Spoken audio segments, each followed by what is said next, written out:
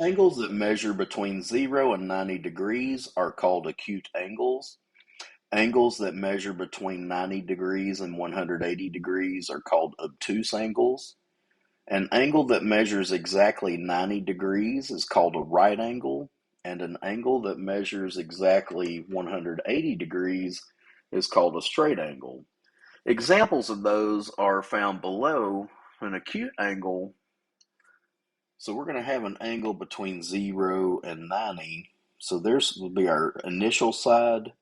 Our angle opens up to a terminal side, and as long as that angle is somewhere between 0 and 90, we can classify it as an acute angle. The initial side on this one, the angle opens up between 90 and 180, so this is considered a terminal side and an obtuse angle. If the angle is exactly 90 degrees from initial side to terminal side, then we call it a right angle, and then I guess the most obvious one, straight angle, 180 degrees forms a straight line. An angle that's in standard position has an initial side on the positive x-axis and central angle at the origin. Two angles that have the same initial and terminal sides are called coterminal angles. Initial side on the positive x-axis, angle that opens counterclockwise is positive. You open as far as the angle prescribes, and then you stop at the terminal side. 225 degrees in blue, we have the initial side on the positive x-axis. We open up 90, 180, and 45 more to make a total of 225 degrees. If your angle opens clockwise, then it's negative 90 and another 45, that's negative 135 total. Negative is clockwise, positive is counterclockwise. Two angles with a sum of 90 degrees are complementary angles. Two angles with a sum of 180 degrees are supplementary angles. So if we take a right angle and we split that into two separate angles, those must add up to 90. 80 degrees and 10 degrees are complementary angles. A straight angle has 180 degrees total, and if we split that into two angles, 150 plus 30, that totals 180. So 30 degrees and 150 degrees are supplementary angles. Sketch each angle in standard position and give the quadrant in which it lies. Give two coterminal angles, one positive and one negative, and give its complement and supplement. If you split the XY axes up into four quadrants, you start in the top right, that's quadrant 1.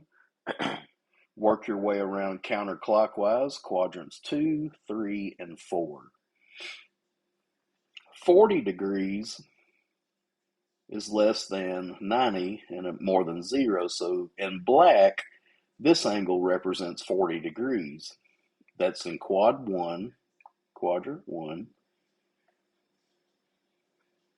A positive coterminal angle would be to start at 40 and make a complete circle.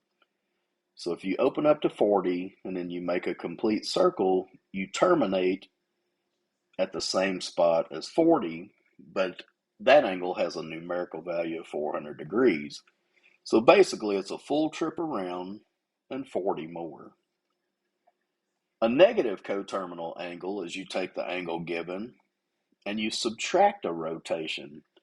40 degrees minus 360 degrees is negative 320 degrees. These two angles start and stop at the same place that 40 degrees does, but they just have different numerical values. The complement to 40 degrees is whatever angle makes it total 90. 40 plus what equals 90? 50. So 50 degrees is a complementary angle to 40 degrees. Supplementary angle from 40 degrees would be what angle brings that total to 180. 40 plus what equals 180? 140 degrees. So 40 and 140 are supplementary angles. 1 radian is the measure of a central angle that intercepts an arc equal in length to the radius of the circle. Now, that's a lot of wording to just show this.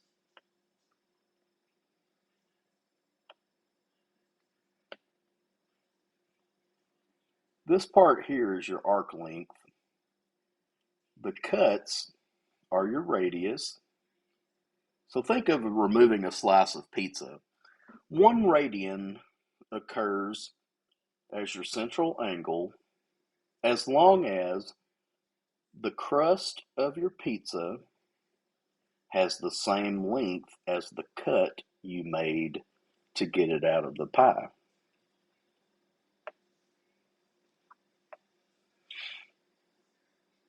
A full circle has 360 degrees, and remember circumference, the distance around a circle, is 2 pi r. Well, for simplicity, let's call r 1. So 2 pi would be the circumference of a unit circle, and that has 360 degrees in it. So divide both sides by 2, pi radians is equal to 180 degrees. To convert an angle from degrees to radians, multiply by pi over 180 degrees. 40 degrees multiplied by pi over 180.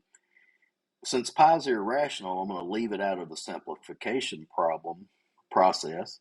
40 over 180 reduces to 2/9. One way you can do this on your calculator is if you have a graphing calculator, type in 40 divided by 180. Towards the top left of your calculator, you'll see a math button.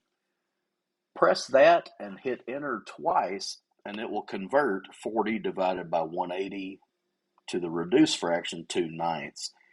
Now this pi you just attach to it because you can't write pi as a fraction because it's irrational.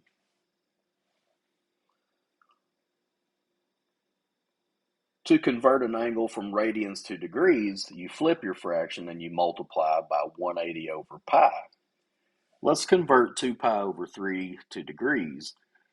2 pi over 3 multiplied by 180 over pi. Since the pi's are on opposite sides of the fractions, they can cancel. 2 times 180 is 360, divided by 3 is 120. 2 pi over 3 radians is equal to 120 degrees. Approximately how many degrees are in a radian?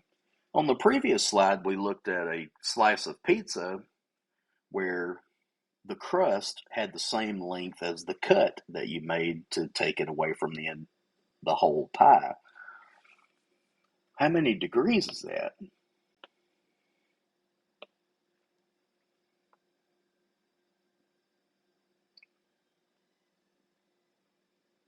Okay, I'm just going to eyeball this, y'all. All right, so I'm cutting out this particular slice of pizza. 1 radian is when the crust length matches the cut length. 1 radian multiplied by our conversion factor, 180 degrees over pi, 180 divided by 3.14 approximately will give you a little bit more than 57 degrees. So this angle is a little bit more than 57 degrees.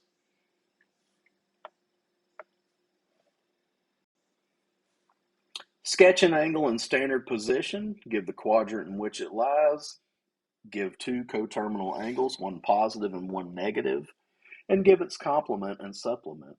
We're going to start out with an angle in radians. We just converted this one on the previous slide. 2 pi over 3, if you multiply by 180 over pi, that reduced to 120.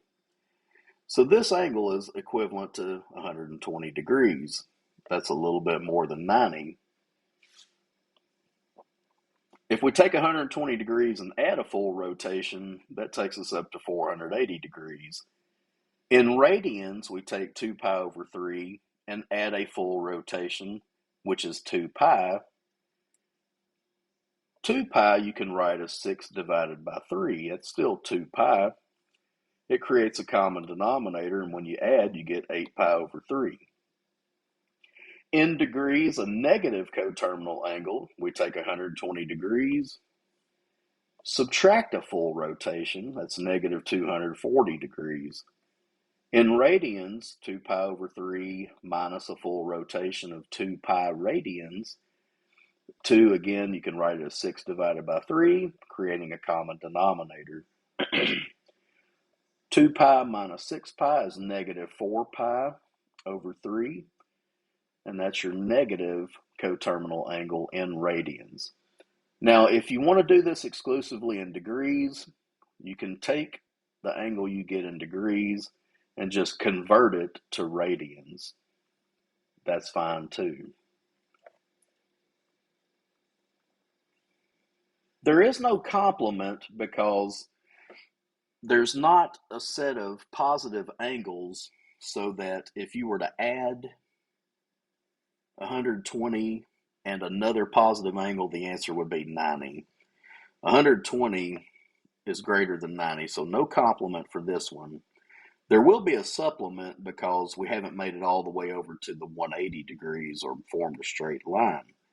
120 degrees, and how much more would make 180? 60 degrees, very good.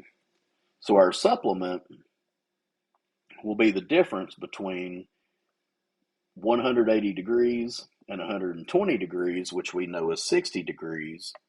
In radians, we have our angle 2 pi over 3, plus how much more to get to pi. Remember, pi and 180 degrees are equivalent.